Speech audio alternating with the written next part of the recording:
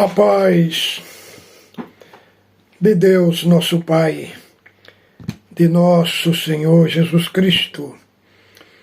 Este é um canal de opinião, reflexões e análises bíblico. Hoje aqui em Corunha é um temporal muito grande, muito vento, né? Então eu estou gravando aqui em outro lugar. Estamos aqui mais uma vez. Você que ainda não é inscrito no nosso canal, só que clicar aí ao lado abaixo e você se inscreve no nosso canal. Você inscrevendo no nosso canal, você recebe o nosso vídeo de primeira mão e será comunicado por uma notificação desta plataforma. O nosso assunto de hoje é um assunto que o irmão pediu para me gravar um assunto sobre 15 de 1 Samuel. Como para gravar 15 de 1 Samuel, ali já está quase na metade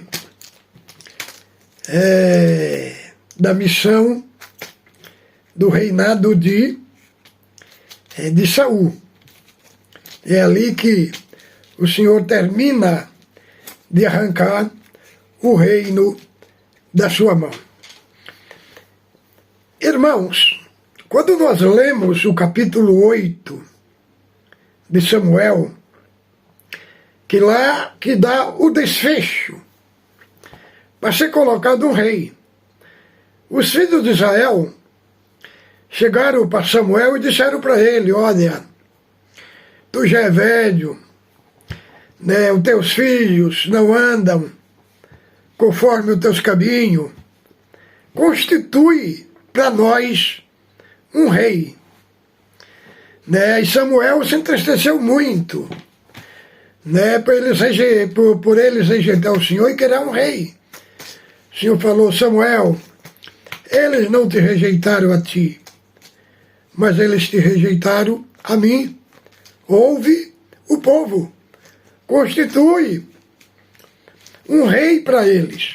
Então, Saul aqui é o primeiro rei de Israel. Então, vejamos bem, aqui é uma tridimensional, né? Primeiramente porque Saul, sendo rei, era o impacto para sua casa, para a casa de Quis, que era o seu pai, e para a tribo de Benjamim. Então, irmãos, o título desse vídeo é 15 de Samuel, a escolha estranha de Deus. Por que é estranha? Por que é estranha? Agora vamos ver os aspectos, os instrumentos que Deus usou dessa parte. A palavra diz que Saul, a família de Saul, eles cuidavam de jumento. Veja bem, cuidava de jumento. Era um trabalho bruto, né? Um trabalho cuidar de jumento. Agora, como é que Deus pega uma pessoa que é acostumada a vida inteira lidar com jumento e agora põe ele para cuidar de ovelhas? Como entender esse paradoxo, irmão, dessa escolha? Por que Deus não escolheu alguém que era acostumado a lidar com ovelha para poder lidar com o povo de Israel? O povo de Israel era comparado ao rebanho de ovelhas. Agora, por que Deus pega um homem do seio de uma família que só sabe lidar com jumento? E outra coisa, isso falando de Saul e de Quis. E aí o negócio vai ficar mais grave quando se fala de Benjamim. Porque Benjamim, Jacó lá no capítulo 49, quando foi para abençoar Benjamim, falou que Benjamim era o lobo que despedaça. Então, como é que um lobo é tirado da tribo de Benjamim, um lobo para cuidar de ovelhas? Como entender esta parte desta aparente escolha de Deus? Mas, irmãos, Deus não é dizer que Deus não queria um rei. Deus queria um rei, porque já tinha uma lei lá em Deuteronômio. Vamos ver aqui. Deuteronômio, capítulo 17, do verso 14, olha. Quando entrares na terra que te dá o Senhor teu Deus, e a possuires nela habitares, e disseres, estabelecerei sobre mim um rei, como todas as nações que se acham ao redor de mim, e estabelecerás com efeito sobre ti, como rei, aquele que o Senhor teu Deus escolheu, homem estranho, que não seja dentre os teus irmãos, não estabelecerás sobre ti, e sim um dentre eles, por este não multiplicará para ser cavalo, nem fará voltar o povo ao Egito para multiplicar cavalo, pois o Senhor vos disse, nunca mais voltarei por este caminho, tampouco para se multiplicares mulheres, para que o seu coração se não desvie, nem multiplicarei muito para si prata e ouro. Também quanto se assentar no trono do seu reino, escreverei para si um traslado desta lei no livro do que está diante dos levitas, sacerdote, e o terá consigo, e nele terá todos os dias da sua vida, para que aprendam a temer o Senhor seu Deus, a fim de guardar todas as palavras desta lei e estes estatutos para os cumprir. E isto fará porque o seu coração não se eleve sobre os seus irmãos, e não se afaste dos mandamentos, nem para a direita, nem para a esquerda, de sorte que prolongue os seus dias no reino, e ele e seu filho no meio de Israel. Então, aqui, em Deuteronômio 14, capítulo 17, verso 14 ao 20, já tinha uma lei. Deus já tinha deixado uma ordenança ali para estabelecer um rei. O problema é que o rei que Deus queria, que fosse um rei segundo a sua vontade. Vontade de Deus. Né? Agora o povo queria um rei, e Samuel falou, vou te dar um rei. O Senhor fala, agora fala para ele, qual será o que o rei vai fazer? Falou, olha, o rei é o seguinte, as suas filhas vão ser perfumeiras, vão ser padeira, vão ser perfumistas no rei, seus filhos vão ser escravos do rei, e determinou tudo, querendo dizer, eles iam ser escravos, irmão. Eles iam cair na escravidão. Por isso que até hoje o povo está na escravidão. Porque foi uma escolha do próprio povo escolher um rei para ser escravo. Mas, irmãos, no capítulo 9, que retrata o que aconteceu, né?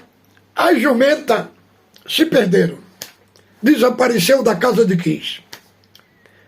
E Saul saiu à procura dessa jumenta. E eles chegaram perto de uma cidade, lá, e um moço falou, olha, aqui tem um profeta, um vidente. Tudo que ele fala, sucede. Mas falou, mas que presente que nós vamos levar? Aí ele falou, eu tenho um pouco aqui de dinheiro. E aí, quando eles entraram na cidade, perguntaram, aonde mora o vidente? Olha, o vidente está ali, ele já está subindo para sacrificar. Então, quando Saul, o moço chegou diante de Samuel, o Senhor tinha falado para Samuel, amanhã, a estas horas, eu enviarei um homem de Benjamim, a qual tu me ungirás rei sobre a minha herdade. Ele já tinha preparado toda a carne, o banquete especial para Saul, né? E então Saul falou, olha, sobe aqui. Falou para o cozinheiro, olha, aquela carne lá que eu mandei tu separar, aí trouxe para ele, pôs para ele comer, e depois dorme aqui. De manhãzinha cedo, né? Samuel chamou Saul e despejou o azeite na cabeça dele, falou, agora o Senhor tem te ungido, capitão sobre tua herdade. Irmão, veja bem, foi ungido e ele foi levado para onde? Para Zelza. O que era Zelza? O sepulcro de sua mãe Raquel. Agora, quando alguém é ungido, a tendência o que é? É fazer um banquete.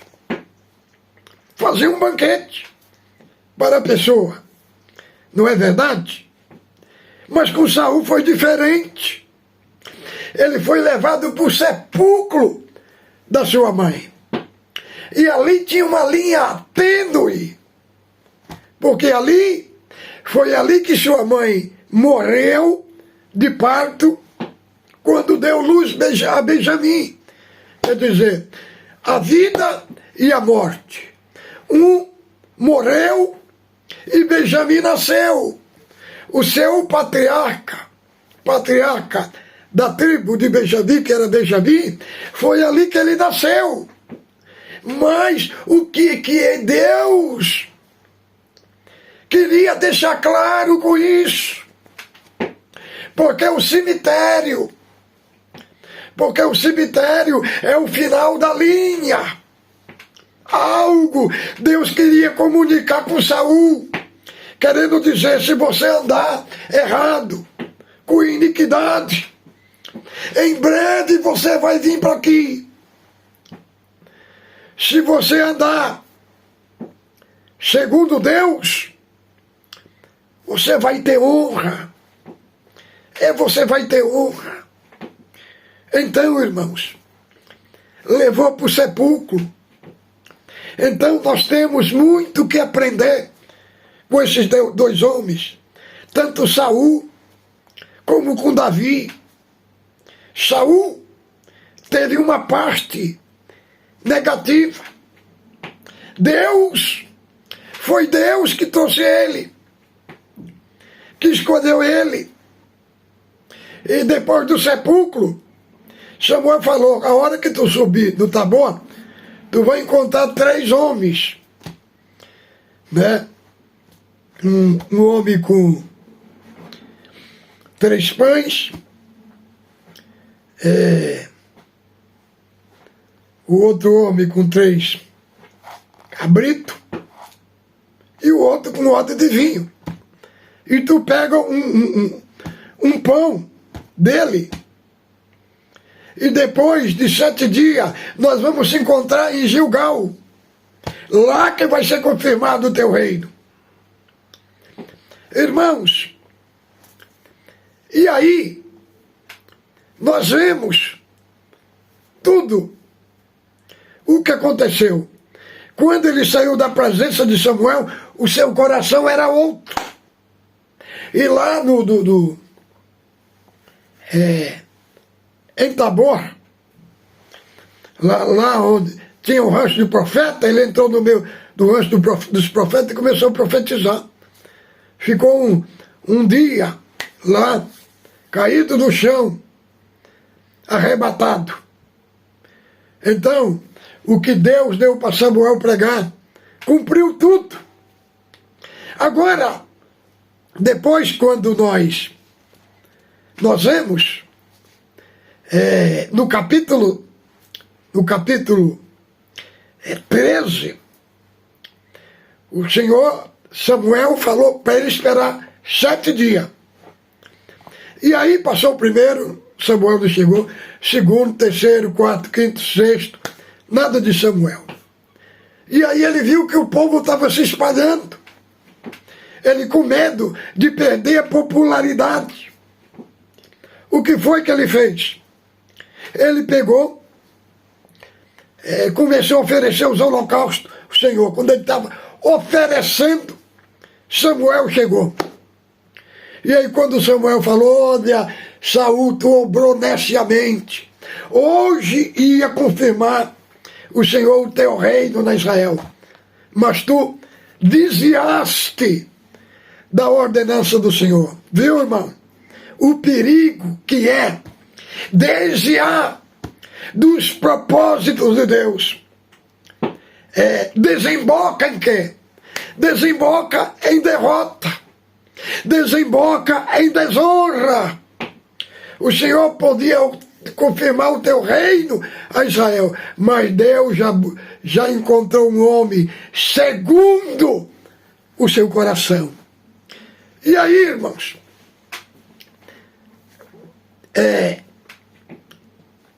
Saul, Benjamim, é o lobo que despedaça. Ele tinha um lobo dentro dele.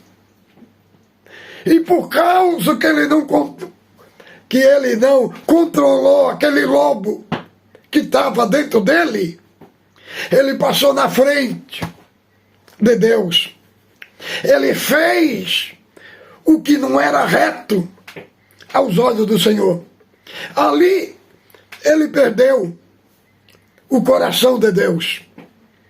Por quê, irmão? Porque no Velho Testamento a obediência era condicional. Estava condicionado. Estava condicionado nele, na obediência dele. Se ele não guardasse os propósitos de Deus, ele jogaria tudo a perder. Então, irmão, e aí o Senhor falou para Samuel, para falar para Saul, oh, Saul, tu perdeste. Hoje rasgou o Senhor o reino da tua mão. O lobo despedaçou o propósito de Deus. Agora por quê? Para mostrar, irmão, como é que Deus trabalha, como é que Deus escolhe, como é que Deus trabalha nos bastidores. Eu tinha um plano ali no condicional. Como ele tomou outra via, irmão. Então, houve uma derrota. Porque o lobo despedaçou. Agora nós temos outro também, que era um lobo, que era o apóstolo Paulo. O nome de Paulo, no hebraico, é semelhante ao nome do rei Saul. Paulo também foi um lobo, tinha um lobo dentro de si, mas ele creu em Cristo. Ele creu em Cristo e a esfera da sua vida mudou. Foi o maior apóstolo do cristianismo. Ele fez diferente. Ele fez diferente de Saul. Então, ouça isso daqui. Faça diferente. Seja diferenciado. Bendito seja o nome santo do Senhor. Então, irmãos, aqui, agora, como foi essa transição? Aonde aconteceu essa transição? Irmão, essa transição aconteceu nos tempos de José. Quando Benjamim, que era o caçula, que foi para o Egito, que José já tinha ido para o Egito, e José fez de conta que não conhecia. E falou para os irmãos de José, para vocês provar que vocês estão falando a verdade, o vosso irmão mais novo vai ficar preso. Aqui, Benjamim. E aí Judá passou na frente, falou, não, meu senhor, se o menino não for, o meu pai vai morrer do coração. Então fala o seguinte, eu fico no lugar dele. Ele ficou preso. Irmão, é fácil deixar um lugar bom por um lugar melhor. Agora, o difícil é ficar na condição de preso, de escravo, pela uma posição maior. E aqui nós vamos entender, irmãos, nós vamos entender o aspecto da tribo de Judá e da tribo de Benjamim. Então, nesse aspecto aqui, nós vemos que tudo aconteceu lá atrás. O plano de Deus se desenrolou lá atrás, no tempo de José. E então tinha uma profecia já de Jacó, que o cetro não se arredaria de Judá. Agora, quando Judá via como é que não se arreda, e se o cetro está na mão de Benjamim? Não, queria dizer que quando o cetro viesse para a mão de Judá, nunca mais ia sair da mão de Judá. Então nós entendemos a transição aconteceu lá atrás, no tempo de José, mas ela foi concluída no tempo de Davi e no tempo de Saul, que era da tribo de Benjamim. E aqui nós vemos nesse aspecto aqui que Judá,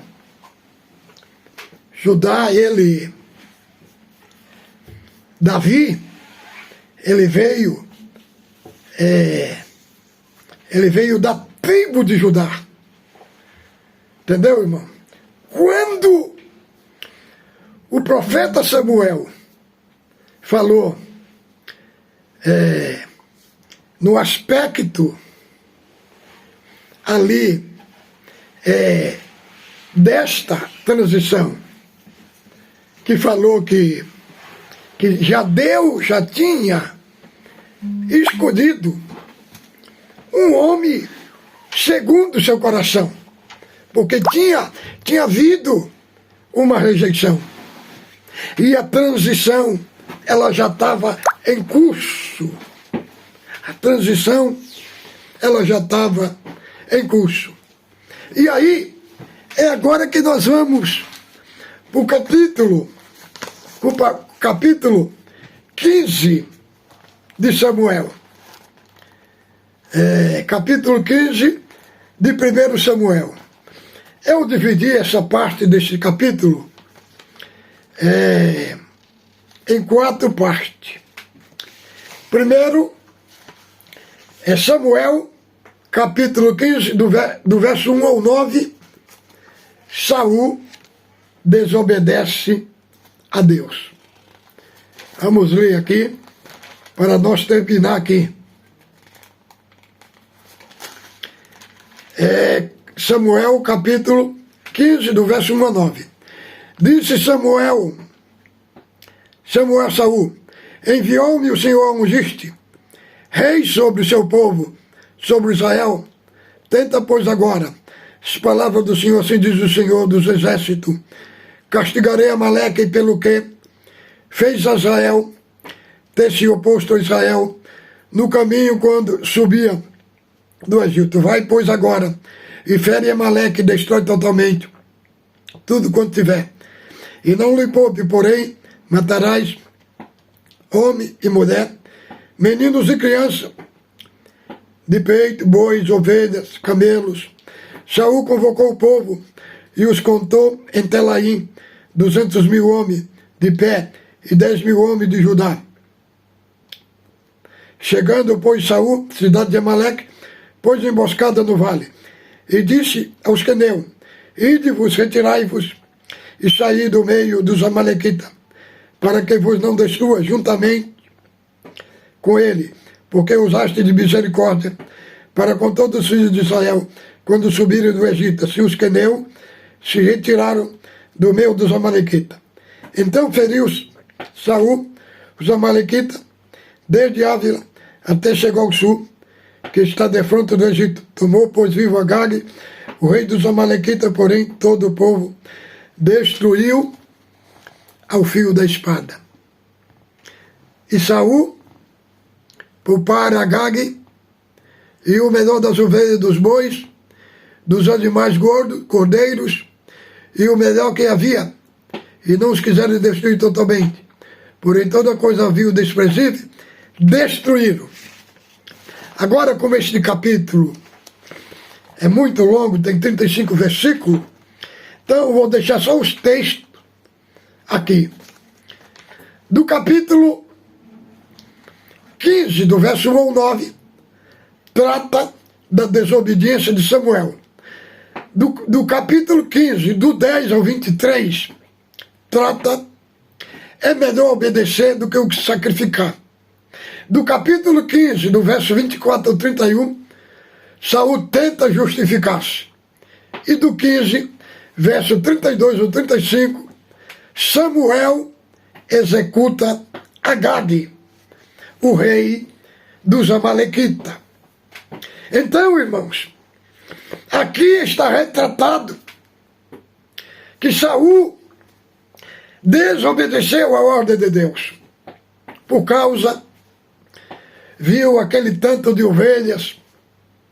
O rei também falou: vamos poupar as ovelhas, né? Quando Samuel chegou, Saul falou: eu executei tudo que tu mandou. Samuel falou: que balido de ovelha é este que eu estou ouvindo? Falou: não, o povo perdoou o principal do rebanho, e o rei Agag. E aí Samuel falou: tem porventura Deus prazer em tanto sacrifício, sem que obedeça a sua palavra? O sacrificar é maior, o obedecer é maior do que o que sacrifica. A rebelião é como o pecado de feitiçaria. Agora, Deus te abandonou, Saul, para que não seja mais rei. Então, irmãos, aqui as Escrituras mostram a rebeldia contra Deus. É um caminho de destruição, é um caminho de derrota, é um caminho de desonra. E aí, no capítulo 16, a Escritura é enfática em falar. O Senhor fala para Samuel: Samuel, vai na casa de Jessé, porque dentre dos seus filhos tenho me provido de um rei. E aí, Samuel falou: Senhor, se Saul ouvir isto, ele me matará. Não, então você usa de uma estratégia. Fala que vem sacrificar o Senhor. E foi sacrificar ao Senhor e chamou os filhos de Jessé. E Jessé falou, é de paz a tua vinda, é de paz. E chamou os filhos de Jessé. Primeiro que ele viu foi Eliabe, está perante o Senhor, seu ungido. O Senhor falou, não atente para a sua altura, nem para a sua estatura, porque o Senhor não vê como vê o homem. O homem vê o que está dentro dos seus olhos, mas Deus vê o que está no coração. Irmão, a aparência confunde muita gente. Tem uns que parece que é ideal, parece que é uma escolha de Deus, mas tem só aparência, irmão. Deus olha no coração. E passou todos 7 filhos. E Samuel falou, cadê os terminados? Não. Ah, tem o menor que ficou no caminho, que está cuidando das ovelhas. Vê, irmão, ele não precisou correr atrás da obra. A própria obra de Deus, os caminhos de Deus, trouxe Samuel da presença, trouxe Davi da presença de Samuel. Então, o que aconteceu? Samuel falou, ninguém se assentará na mesa enquanto o mais menor não chegar. Quando chegou, diz a Bíblia, que ele era ruivo, aspecto, ele era ruivo, tinha distinto aspecto e era formoso. O Senhor falou, é esse mesmo, unge, que ele vai ser o rei. E aí, irmão, nós vemos a diferença entre esses dois homens, Saul e Davi. No início, pareciam iguais. Saul era bonito, Davi era bonito.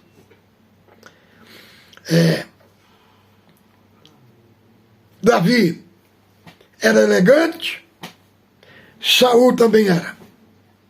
Davi governou Israel por 40 anos, Saul governou também por 40 anos. Parece que era idêntico. Mas o tempo mostrou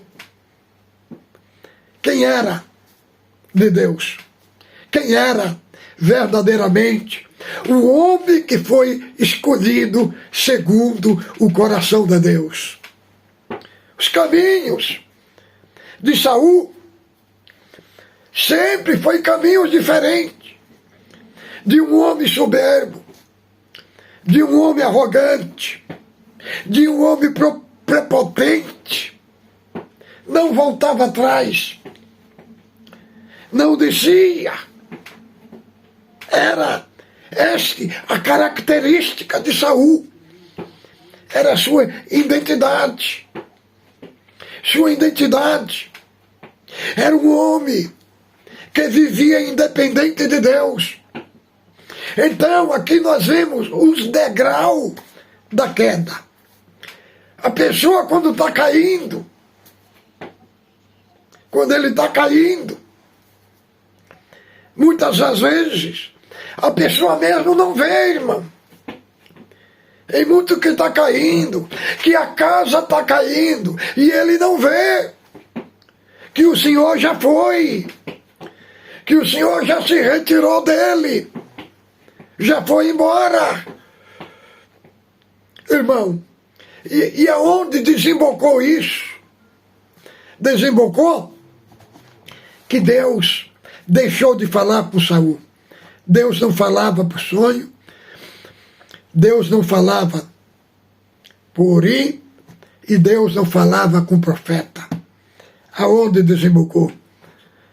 Ele foi desembocar lá em 28 de 1 Samuel. Foi atrás de uma feiticeira. Foi um caminho trágico. Um caminho trágico. Ele mesmo se lançou por cima da espada. Não foi preciso ninguém pôr a mão, irmão. Tem coisa que não precisa pôr a mão. A própria pessoa vai se lançar sobre a espada. Mas Davi, o seu caminho foi outro, irmão. Foi outro. Até que chegou a hora. Foi o único rei de Israel que foi ungido 3 vezes. Foi Davi. Ele cresceu, porque o espírito que estava nele era outro. Um espírito de conquistador, de conquistar. Nós vimos, irmãos, que Davi conquistava até os servos de Saul, com seu amor, com a sua excelência. Ele conquistava. Quando começou a perseguição de Saul contra Davi, irmãos, os servos de Saul falavam: é ele que guerreia nossas guerras, é ele que sai diante de nós. Não adianta, irmão, aquele que tem a essência divina dentro dele, pode levantar o que levantar, ninguém consegue apagar a identidade. Saul mandou, foi 400.000 homens atrás de Davi. Deus escondeu ele dentro da caverna.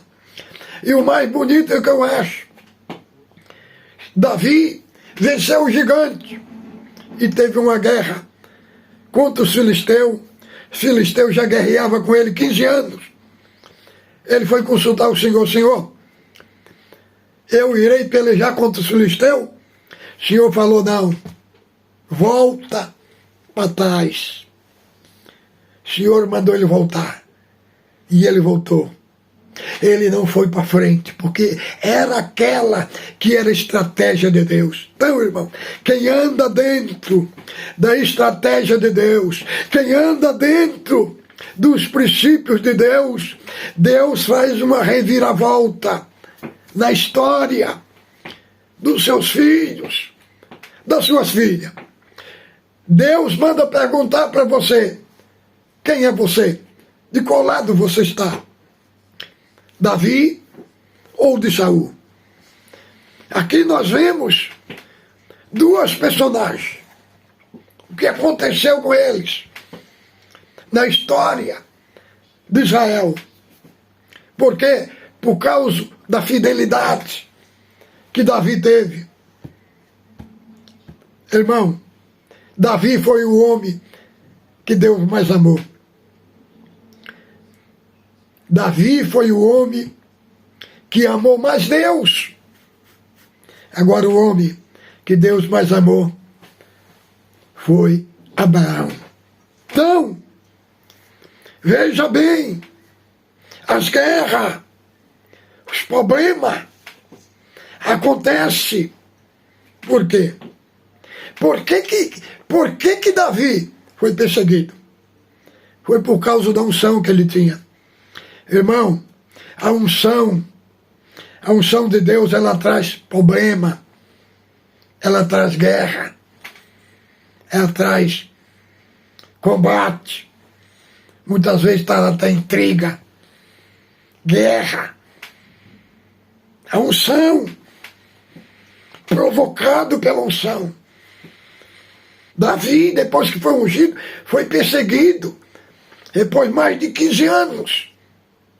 Mas, irmão, no Vale do Carvalho, quando Davi descia pelo lado e o gigante Golias desceu por outro, lá embaixo, as 2 plateias vendo o que ia acontecer, um menino